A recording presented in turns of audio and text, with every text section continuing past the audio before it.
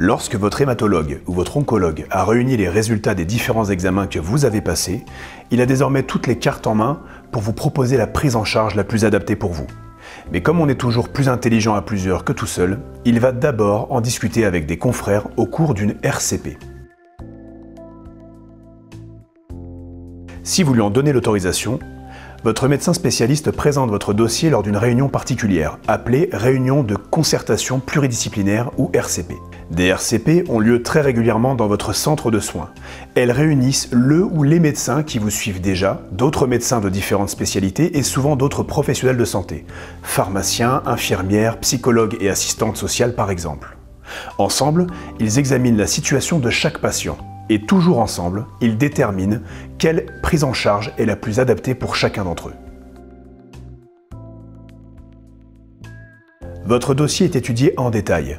Les médecins tiennent compte des résultats de vos examens et de votre situation personnelle. Ils s'appuient également sur les connaissances scientifiques les plus actuelles et sur des outils d'aide à la décision, ce que l'on appelle des recommandations de bonne pratique.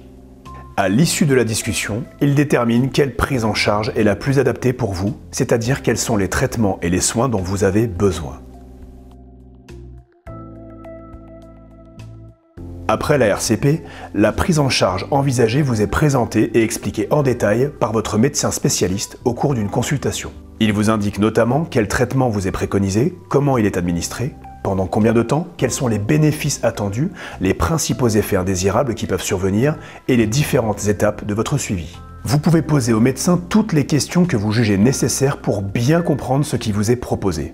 Si vous le voulez, vous pouvez également demander s'il n'y a pas d'alternative envisageable.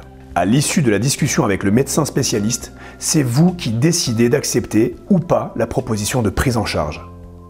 Si vous donnez votre accord, le médecin spécialiste vous remet un document qui présente les modalités de votre prise en charge. C'est le plan personnalisé de traitement ou PPS. Commence alors une autre phase de votre parcours de soins.